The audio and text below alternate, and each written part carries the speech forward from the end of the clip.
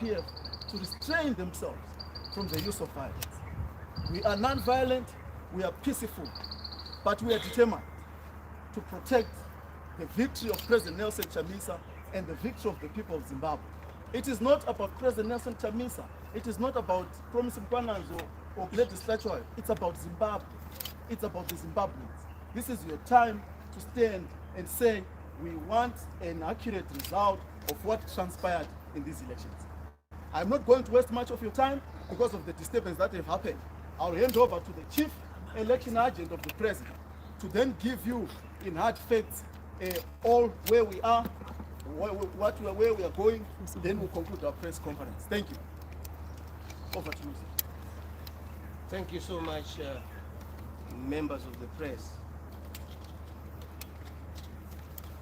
Now, what you have just experienced is such a shame. And it's quite unfortunate that we continue to come here to talk to you, to liaise with you, but our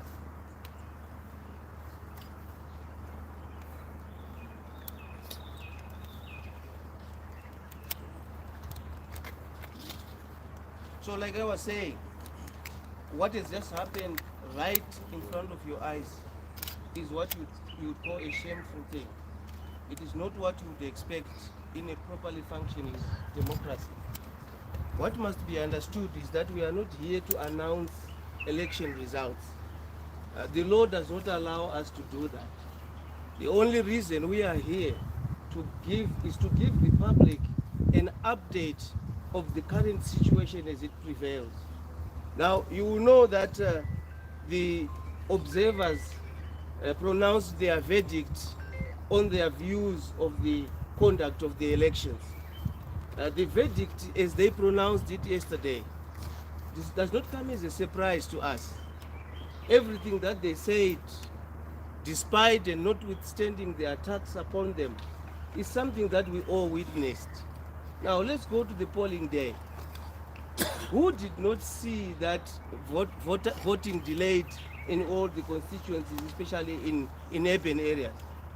Who did not witness fast exit poll desks at most of the polling stations, especially in the rural areas? Who did not witness the fact that at polling stations, some of them, as alluded to in the observer mission statements, there were no voters' rolls? Who did not witness the fact that at polling stations, ballot papers ran out during voting time?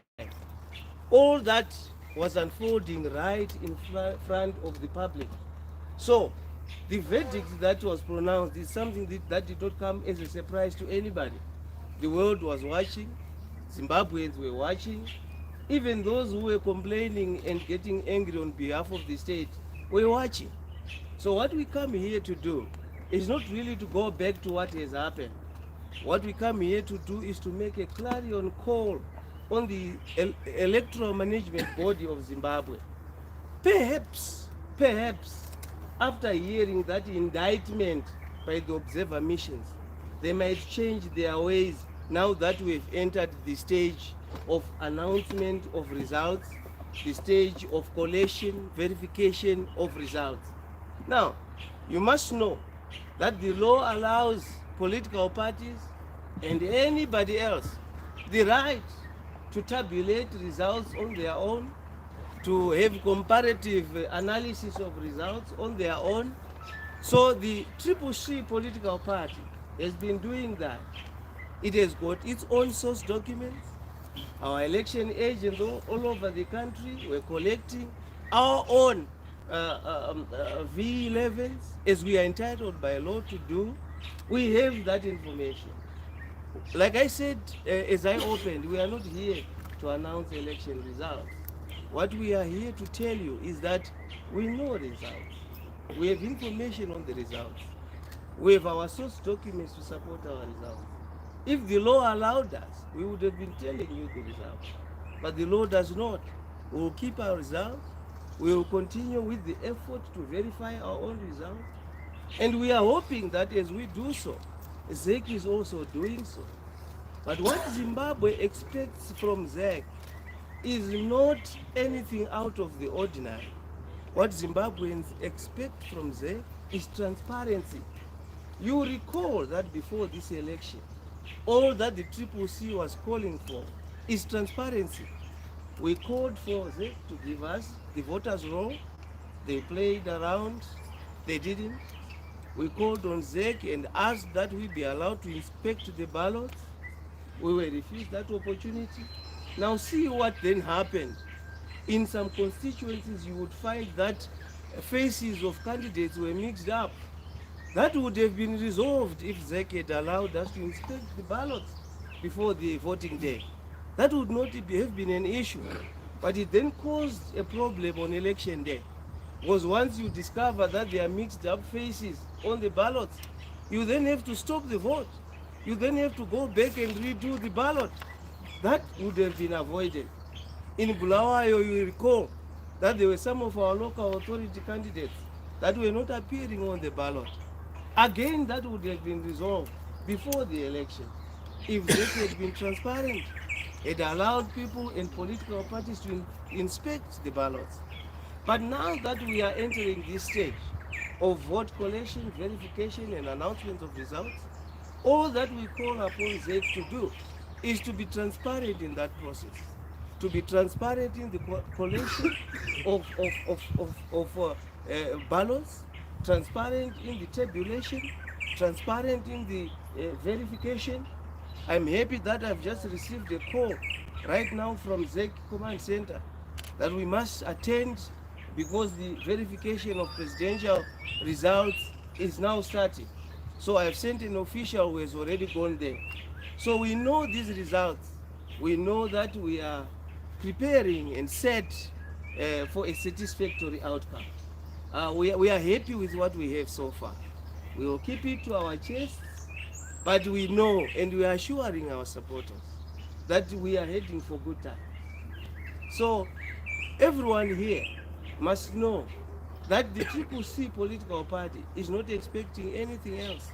It just expects transparency. It expects that the results that will be announced will be the results that reflect the will of the Zimbabwean people. We know that the election was flawed. You heard for yourselves. But you didn't even have to wait for the observers to say it. You saw it for yourself. The flaws were so apparent and glaring, such that no one would miss them. But even regardless of that, the president sends me to just tell you that he is so honored. He is so happy that Zimbabweans, despite all the spanners thrown into the way, they withstood the hindrances. They stood and waited for their time to exercise their right to vote.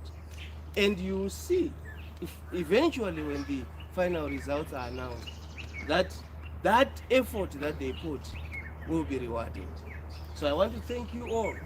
I want to keep emphasizing that we as the CCC political party, we are not interested in breaching the law. We will stick to the law. We will act according to law. We will act in terms of the Constitution that entitles us to take all the steps that we are currently taking. Of course, there are some things some aspects of the observer mission reports that we don't necessarily agree with. For instance, there is a finding that the election was generally peaceful and calm. But in our view, that is not the case.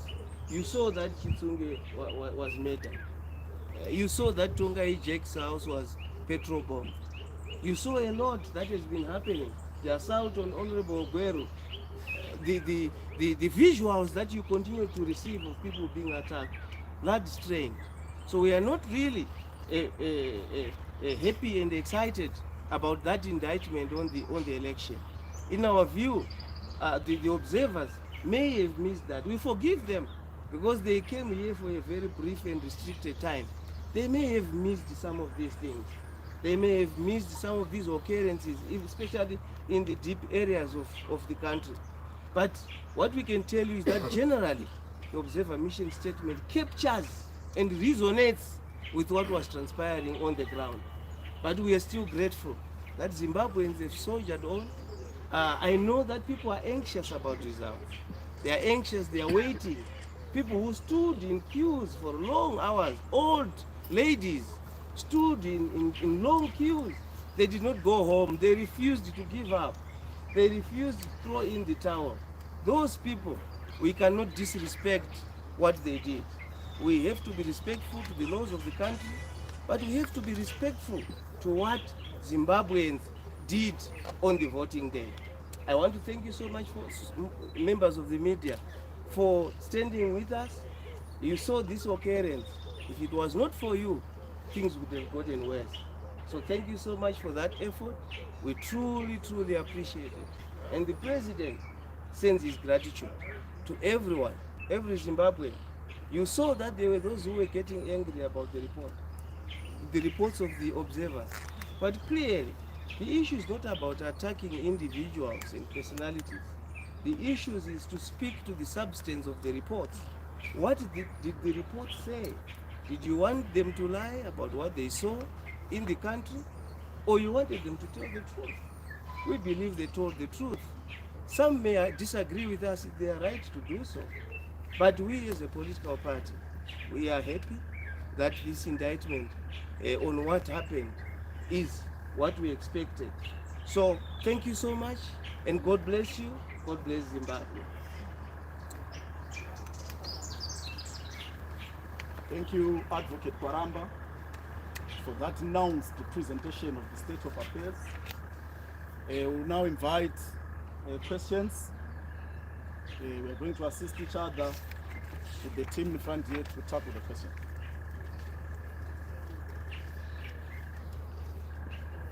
Yes. I want to ask Just about... to introduce yourself first. Okay. And the organization you're coming to. Okay. My name is Anna Chibama. I'm a freelance journalist. I want to know from you, the incident just happened. Have you made a police report? I haven't yet made a police report. As you know, I just took a strategic retreat. I'm now back here. It's happening in the full glare of the public. We're going to proceed to make a formal police report as soon as this press conference is over. And we hope that the law will take its course.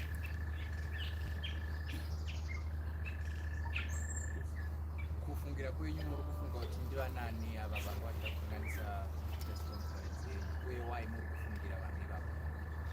Hatisi kuziva kuti ndivanani, asi kufungidzira kwedu ndepekuti vasiri kuda kuti sarudzo dzianaunsiwe muchokwadi. Vasiri kuda kuti vana veZimbabwe vave nefreedom of expression, kutaura zvanoda kutaura nezvatiri kuita pano. Ndivo vega vangave vatuma vanhu ava kuti ndiabdakta kuti vaende nyika. Asi nekuda kwaMwari vakonewa, ende Mwari vacharamba vachitichengeta. Yes. Patrick Nija, I'm a freelancer.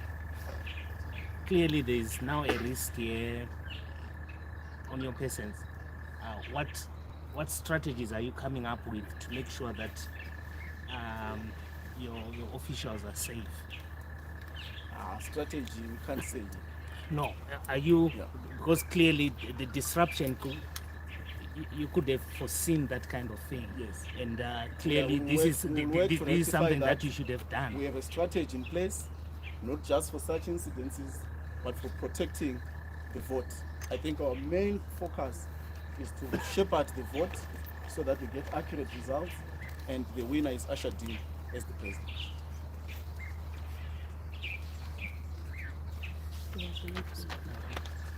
Hello. Again, let's not lose focus over this incident. I think the primary and core business is the electoral process. This has happened, we've seen it, we've tried to answer as many questions. Can we go to the state of affairs in terms of the electoral process? Yes. What can you say exactly? The story. So in the event that you lose, are you going to accept what I going to do?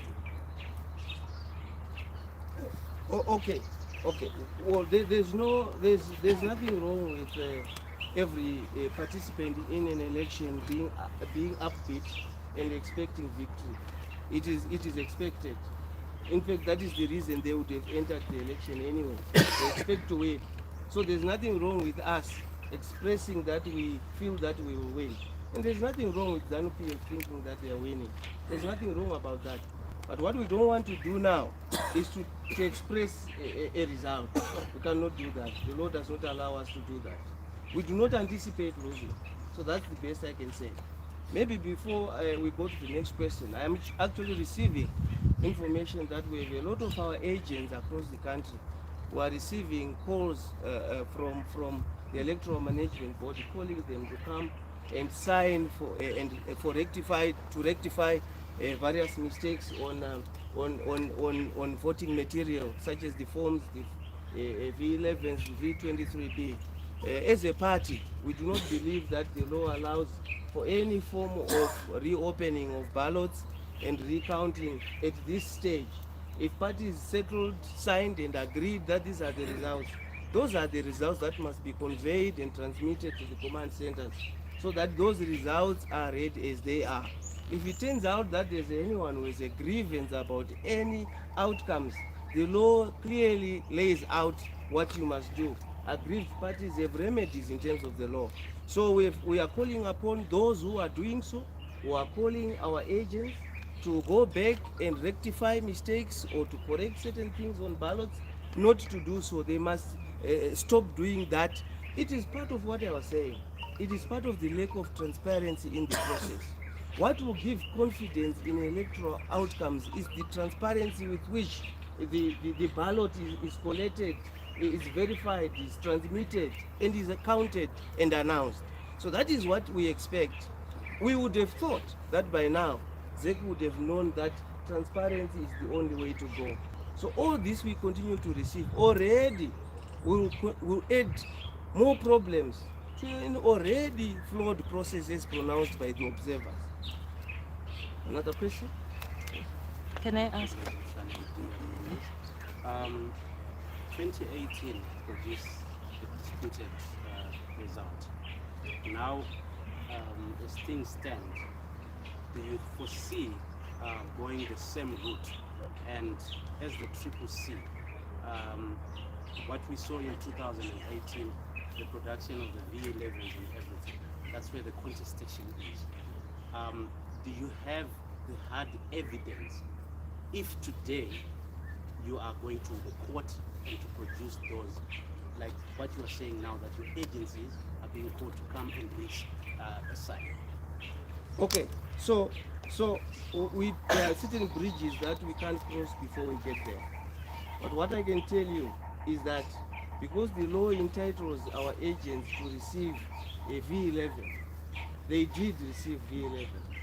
And it is on the basis of those V11s that we've also been carrying out of a process of tabulation and verification. We will compare our results with those exact, and we expect that the results must match. Whether the election will be disputed or not, it's something else. It's a bridge we can't cross now. My name is some critics of the preliminary report are saying that you have a hand in the report. What would you do? Well, firstly, there's no way we would have had a hand in that. We had no access to SADC or any other observer mission. The only access were public access meetings. Between those SADC missions, they would go and ask to see President Chamisa in the same way that they would meet President Mnangagwa. So there's no issue about that, about us having connived. But the question is not about who met who or who might have connived with who.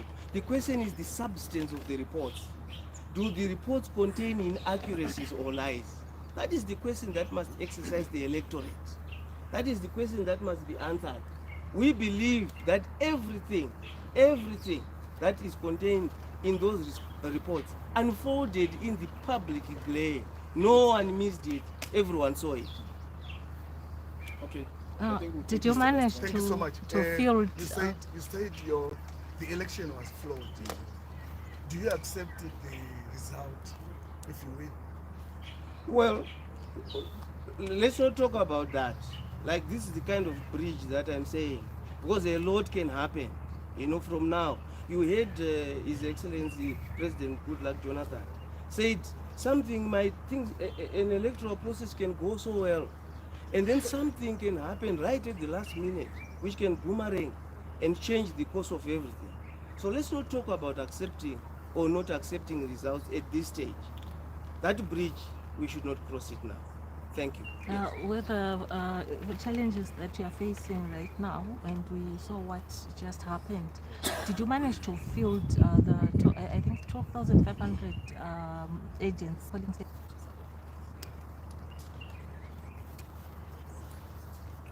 Yes, in our estimation, we were able to sufficiently fill all the places that needed to be filled in respect of deployment of election agents. We did very well in that regard. This is why we are confident about the source documents we are receiving from all over the country. This is also why we are confident about the possible outcome of this election, because we are relying on the information that we will be obtaining from those election agents who were all over the country. And are they safe?